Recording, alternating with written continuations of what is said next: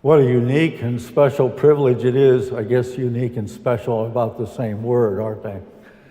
What a wonderful privilege it is for me to be in this place today. And I have been overwhelmed by the music in this sacred room that has surrounded us and lifts us, and anticipate again another anthem. And I'm thrilled by the one I just heard along with you. And I'm wondering if you would join me in giving thanks and praise to God for these marvelous musicians.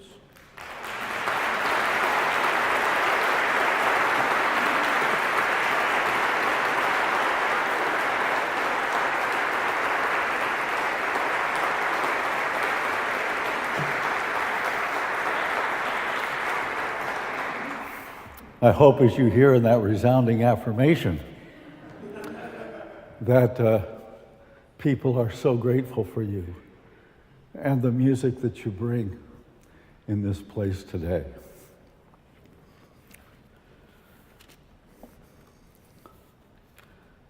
Would you hear the words of the second lesson, please, from the Gospel according to Luke, the 24th chapter. There is this story he tells, as do the other three gospel writers in their own way. There is the story that Luke tells about the resurrection experience, those individuals who, as so many of us know personally, when you go to a cemetery, there are feelings that of overwhelming desolation and grief.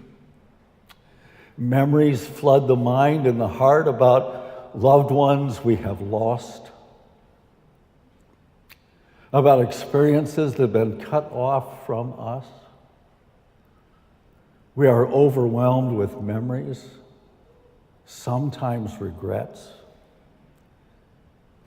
That experience was certainly in the minds and the hearts, I suspect, along with the absolute terror of the times in Mary Magdalene and Mary, the mother of James, and Joanna, and the other women as they went to the cemetery that day, and then had a remarkably transforming experience. And we know that story. But listen to these words about how the closest followers of Jesus responded to the news.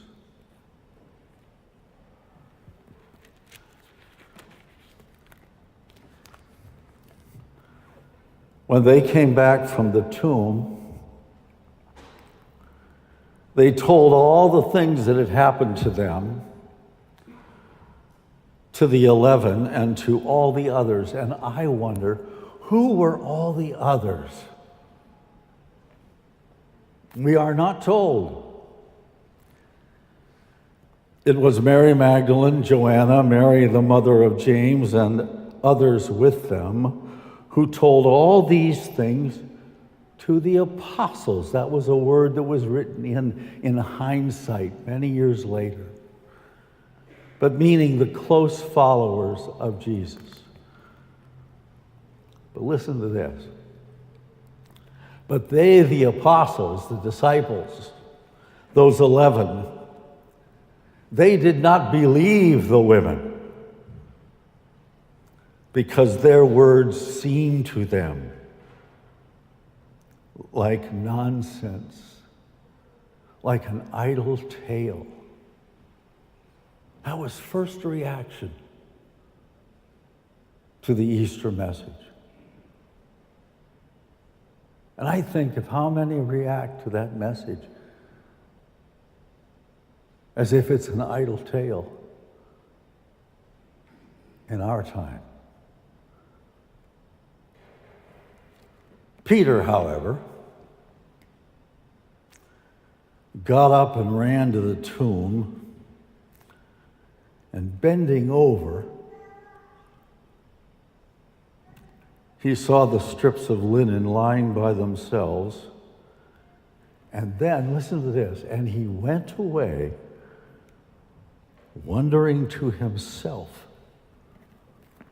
what had happened. This is the word of the Lord.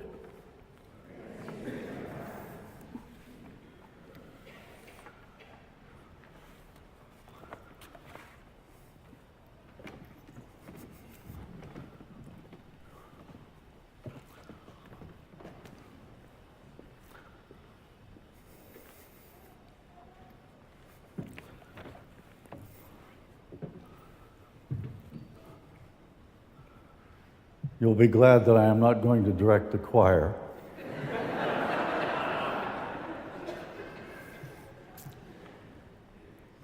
Before I begin the privilege that is mine this morning, allow me just two personal words. One of the great saints of God that I have known over the years and who has had such a remarkable impact on this city has been Venerine Branham. And she's a part of this congregation, and I have loved her over the years, and I would not want to stand in this place without acknowledging the significant impact she has had on this city, the Cleveland Public Library, the People's University, and relationships with many, many individuals. And indeed, Venerine, I am honored to be in this place with you today. And then most certainly, I have had the privilege of knowing since 1986 every pastor of this congregation. And I've had a relationship with each of them. But I want to acknowledge this day the great privilege of being in this place and saying to my colleague,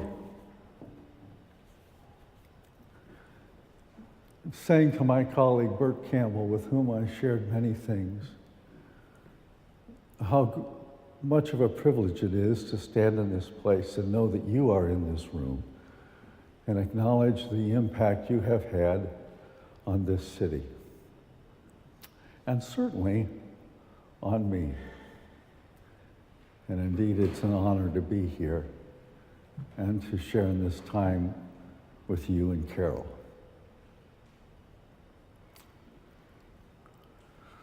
A year ago this coming June, my wife Grace and I were visiting in Edinburgh, Scotland. It was a wonderful time, and we were there in that great city, the capital of Scotland, along with what turned out to be 20 million other people last year in 2018 in visiting that historic place. And like most of the people who visit that great city of Edinburgh, Grace and I spent the better part of a day visiting the Edinburgh Castle that many of you who have been there, I know, also know, sits on that high geological monument, natural monument called the Rock. And from that place, the Rock, that Edinburgh Castle has parts of it at least overlooked the city of Edinburgh since the 12th century. Now, the day that we were there was much like Cleveland is this morning in terms of weather. It was cold and it was windy and spitting rain. And so I, along with all the others that were visiting that day, was appropriately dressed.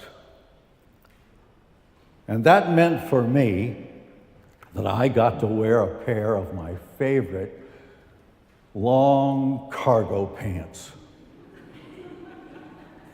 I love those cargo pants with all their pockets deep down, and it comes down the side of the legs, and each one of those pockets, at least in my case, of those cargo pants had a flap that folds down and is held together in a strong fashion by Velcro. And you have to pull it apart to get inside that pocket and reach deep down to the contents that are buried within. So there I am on that day with my cargo pants, wearing them, and in one of those deep Velcro-covered pockets was my official AAA approved wallet that contained my passport and several credit cards and a very small amount of cash. As Grace and I made our way up the ancient cobblestone pathway and walkway that leads up that rock to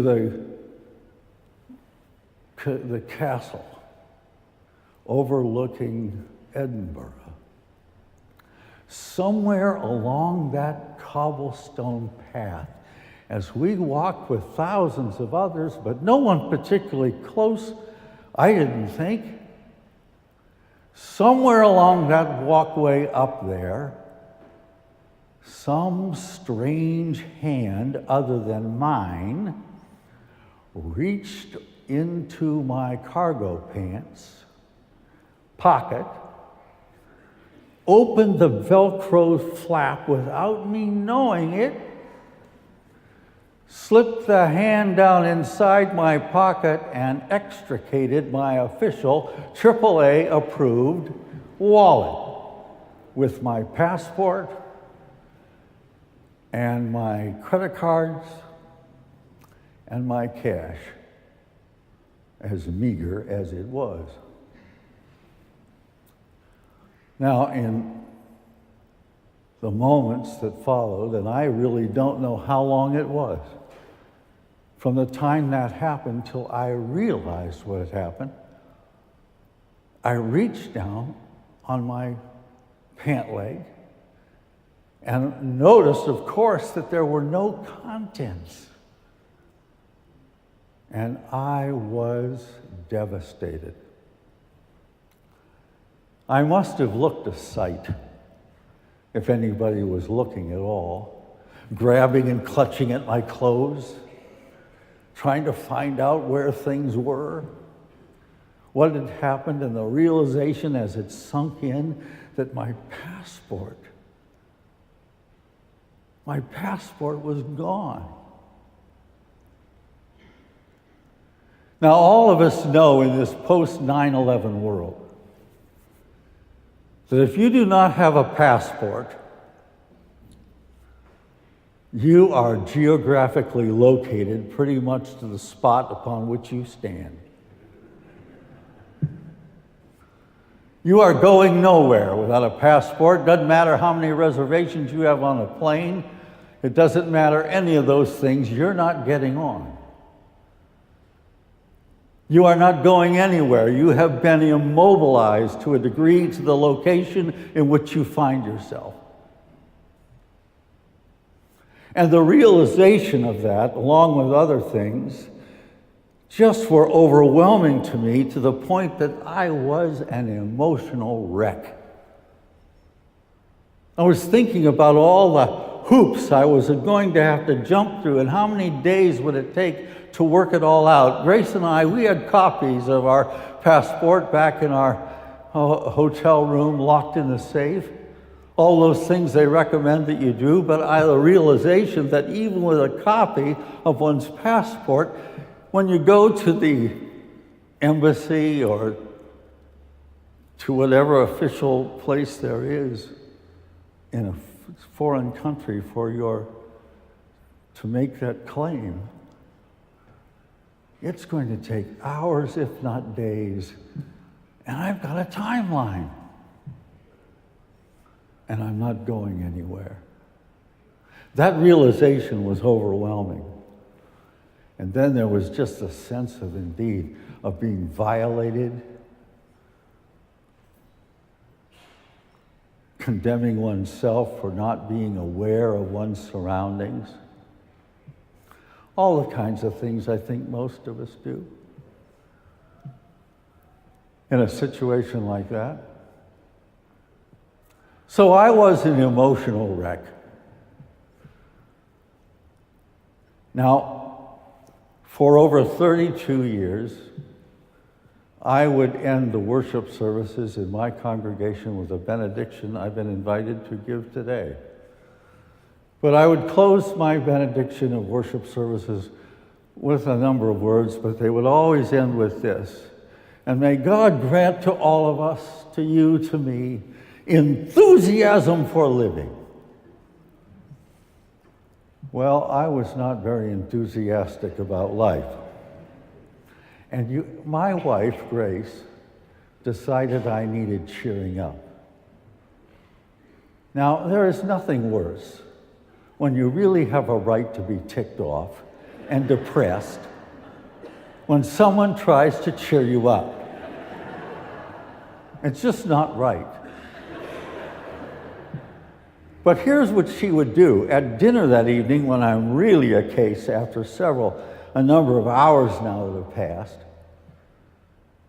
Grace says to me, "Hey, how's that enthusiasm for living going for you?"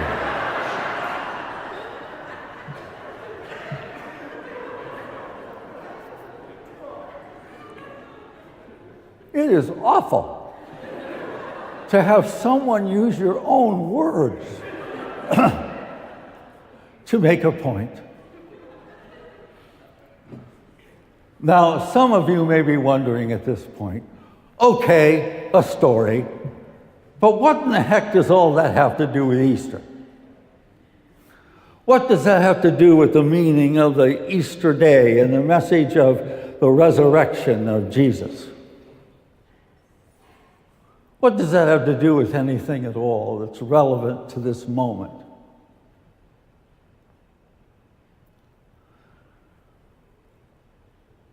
Now, I want you to hear what I think that happened on Easter morning.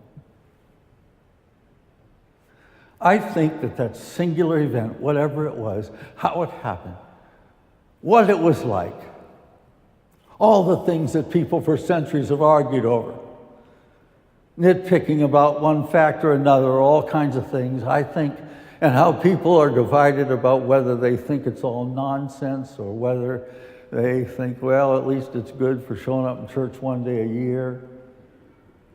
Whatever it might be, I believe that what happened that morning was God's affirmation that the way Jesus lived, the way he lived, the life he led, that it was God's confirmation of Jesus. It had nothing to do with Jesus himself. Jesus didn't raise himself. God did it. And it was God's affirmation that this example of how one lives his or her life as an exponent of Torah, as an exponent of prophetic message, of hope and promise and conviction and affirmation and purpose in living. It was God's affirmation. This is what I want for my children. It was Jesus' way that was being affirmed, and God was saying by that moment, whatever happened, that I affirm this, and no matter how many people try to defeat hope and joy and conviction and love and affirmation and prophetic witness and social change for the benefit of all, no matter how many people try to put that down, I, God, will raise it up. I believe that's what happened. And I believe this. I believe at the moment of our birth, from the moment we start sucking air, that God implants in our lives, each person's life, regardless of religion, regardless of culture, regardless of race or sexual orientation, or all the other kinds of things that human beings can use to divide themselves from one another. Regardless of party affiliation, I believe that God implants in the human being a soul. A soul that is immortal. And in the process of that implantation, God puts within each of us, now hear this, God puts within each of us a spiritual passport.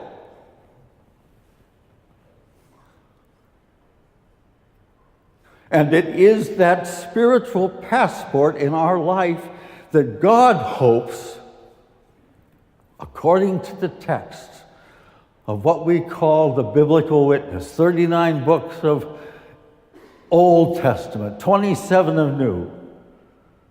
It is the biblical witness that God's intention for us is to nurture and always to re-up, reorder that spiritual passport. Why? So that each of us in our living can meet challenges that the geography of life brings to us. And with a vital spiritual passport, nurtured and renewed, that passport enables us to move about the geography of life freely, not without encumbrances, not without emotions that often can be so difficult, not without a sense of often inconvenience or even great regret, but to move. And to be able to experience the geographic landscape of life with a sense that there is purpose in our living. I believe that's what's in each of us. But here's what happens to so many and to each of us from time to time. In the process of our living, there are so many forces in this world that pick our pockets and steal from us our passport, our spiritual passport.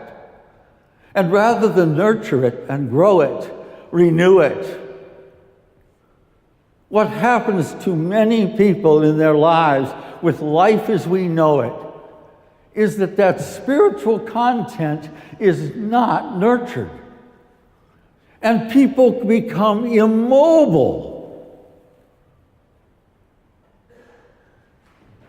in the spiritual geography of life. We don't have new ideas or insights. We will rehearse old prejudices. We don't have new inspirations about what it means to love our fellow men and women and see value in all persons and God's spiritual presence in all individuals, regardless of religion, regardless of politics. We become immobilized in the same old thing because our pockets have been picked and our passports, the spiritual ones, are gone. And we don't even know it. And we can be immobilized sometimes in self-righteousness, thinking that what we think, what we see, how we live our lives, how we practice our faith, or lack of it, that's the only way to be. And we can become condemning and judgmental, and we can become vicious and cynical and despondent. And we need Grace Chalker to ask us, how's that enthusiasm for living going for you?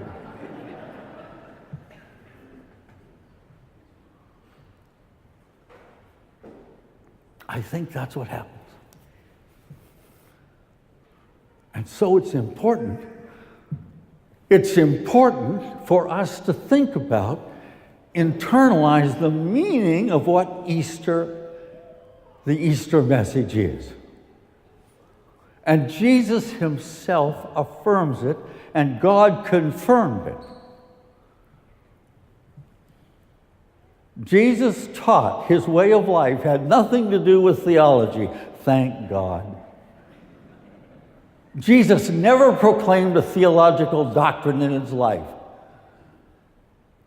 That all came centuries later by men that were, at the time, men that were interested in enfranchising a particular point of view and their power behind it. Jesus never proclaimed a theological doctrine. What he proclaimed was exactly what Isaiah had centuries ago, before Jesus proclaimed. And Jesus, at the outset of his ministry, affirmed his way of life. The way of life that God affirmed in Jesus' resurrection. Jesus said this. Now think about it. This is exactly what I believe is so essential to the nurturing of our spiritual passport. The Spirit of the Lord is upon me, said Jesus. He has set me apart as he sets us all apart with his spirit of indwelling love and grace to preach good news to the poor, to offer healing to the blind, to set at liberty those who are oppressed, and to proclaim in the midst of it all the acceptable year of the Lord. Now, what's that mean? That's the whole aspect of nurturing one's spirit. Do you believe, or has your pocket been picked? Your spiritual passport. It can happen to us all and does, but we need to recover it. But do you believe that the Spirit of God is upon you? Do you believe that God has anointed you for a particular purpose, a specific mission? It might be to express love and hope in your family or the brokenness around you, but do you believe that God's Spirit is upon you? Or do you think, as so many people do, whose pockets have been picked, that all there is in life is news, weather, and sports?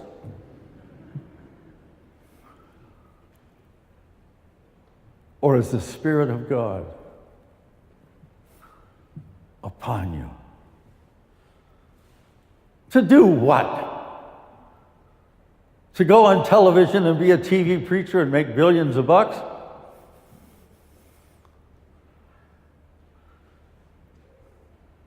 The Spirit of the Lord is upon us to do what? Preach good news to the poor. What's that mean? It means, I believe, certainly in part, people around us who think they matter not one whit, who think they are beat down and believe they are, that they do not matter, that there is no hope in their life, that somehow they've been put in a category of being the worst of these,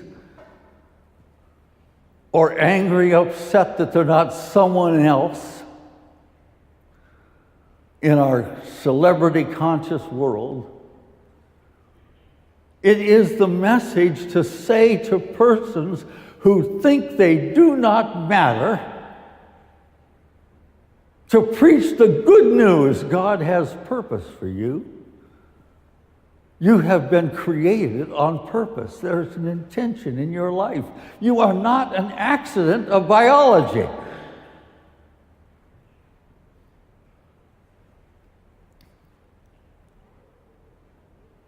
And when the Spirit of the Lord is upon you, what else do we know as Jesus did? In the words of Isaiah.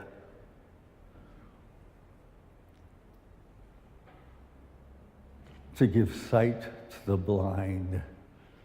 What does that mean? You think of all the efforts that have been lost and wasted over the history of our world because men and women have believed some theological notion that the reason that resurrection was important was to say to just a special group of people that if you believe in Jesus, when you die, you'll have pie in the sky and the sweet by and by. And the rest of the world eats baked beans in hell. Is that what that means? It means, no, let's spend our lives as we have them now, helping people to be physically better, to be involved in the medical sciences, the social sciences, all the great things that God puts into our mind and our heart to make life here and now better. What if that had been our lifelong passion? To do all that we can to make the world as we know it better for all people. Instead of segregating folks throughout, as they did in Jesus' time, the sick people, the lepers, were over here, and everybody else that was deemed clean lived an acceptable life. It was to overturn that. And then Jesus says in the words of Isaiah, that when the Spirit of the Lord is upon me, it opens my eyes to the injustice of the world and in the injustices around me, and I proclaim and set at liberty those who are oppressed. How many individuals are oppressed with horrible notions that you know, I know? Sometimes we know those people by looking in the mirror. To set at liberty the oppressions that segregate us and hold us back and put us down.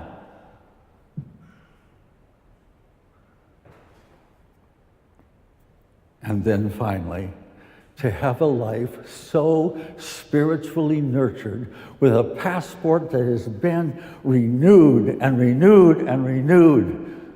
So proclaim the acceptable year of the Lord. Think about that. How many individuals in our time, and it's been true across the generations, have devoted their life to preaching doom and gloom, to predicting the end of things, rather than the renewal of things and the hope of things and the joy of living, even in difficult times, to look for the joyful things, the loving things, the encouraging things, and to build on that.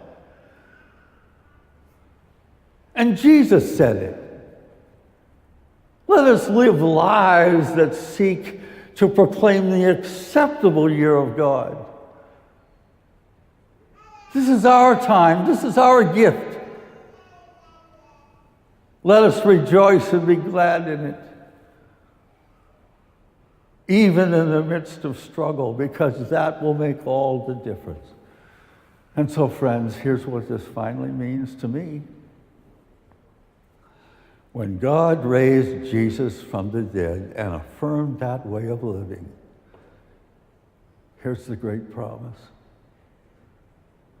That when you and I model ourselves after that way of life, when we sing that song, when we join in that anthem, when that is who we are deep down inside, nurtured and redeemed in the sense of knowing that life is here and now and that it goes on and that nothing can defeat love, when we know that, when we live it, as difficult as it can often be, when we do it, when that's at the core of our being, then regardless of what happens,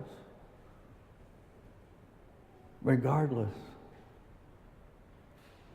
we know that we rise above it.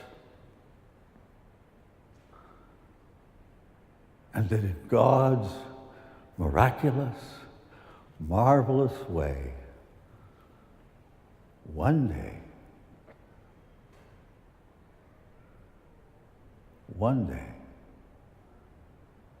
we ultimately rise